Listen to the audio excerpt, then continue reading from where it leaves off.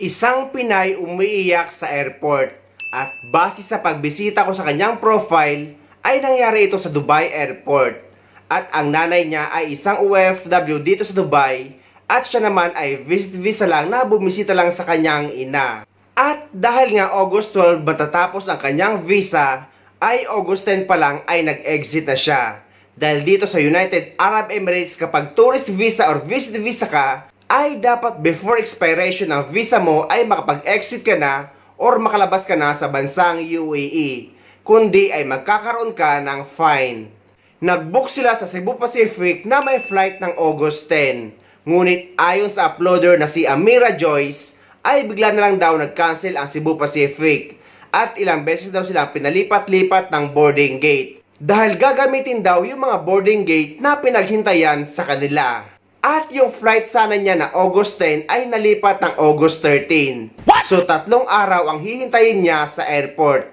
Sobrang tagal nun. Nagre-request siya or humihiling siya ng accommodation sa Cebu Pacific, ngunit mga OFW lang or mga residents dito sa UAE ang pwede sa accommodation na ibibigay ng Cebu Pacific. Dahil nga isa siyang visit visa at expired na ang visa niya, kaya hindi na siya pwedeng lumabas sa Dubai Airport.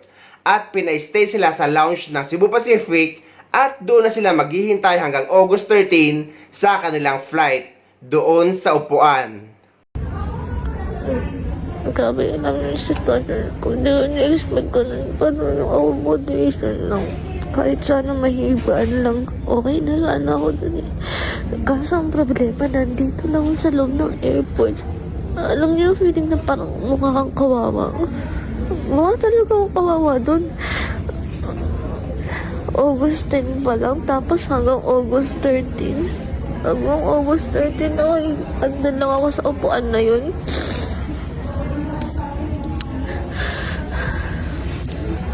Noon ko, naawa ko sa sarili ko. Parang bigla ko naawa sa sarili ko na wala silang magawa. Wala silang magawa na bigyan ako ng kahit accommodation nga na maayos kasi ang hirap nun. Ano yun, nakaupo lang ako, wala akong ligo, wala akong kahit na nandun lang ako. Hindi ako wala akong dala ng toothpaste. Ang gagawin ko doon? Wala akong toothpaste. May similyo ko, wala akong toothpaste.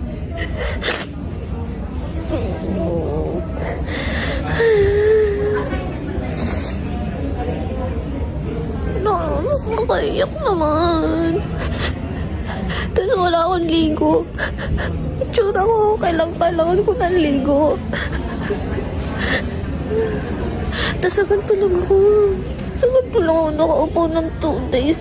10, 11, 12, 13 pa ng gabi yung uwi ko. Ngayon, nag-exit ako ng 10 kasi 12 expired ng visa ko. Tapos ganito. Bandang uli na perwisyo ko, di ako makalabas kasi wala akong wala na akong araw para makapag-exit.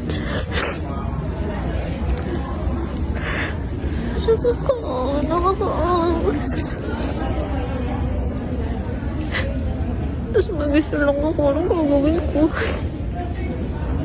Lang kausap, walang kahit na dito.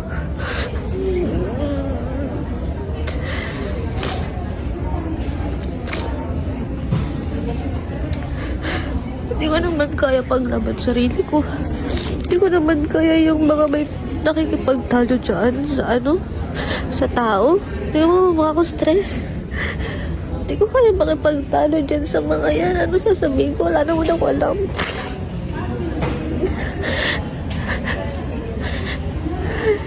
Ay, naku, buhay. First time ko lang nagkaganto, tapos ganito pa mararanasan ko. Parang kaawa-awa dito sa loob ng airport. Nakahiga na sana ako ngayon lumilipad, natutulog. Sobrang stressful talaga ang ganitong pangyayari. Ngunit ang may papayo ko sa mga travel international, mapa OFW man, tourist visa or visit visa, ay dapat maging handa sa ganitong pangyayari at dapat meron kayong laging ekstrang pera. Ngunit naiintindihan naman natin si kabayan na napaiyak na lang dahil sobrang tagal talaga ng paghihintay sa airport ng 3 araw at doon ka lang maghihintay sa may upuan. Ilalagay ko sa description ng video na ito ang post ni Ma'am Amira Joyce para sa kumpletong detalye. At sana soon ay makauwi na siya sa Pilipinas.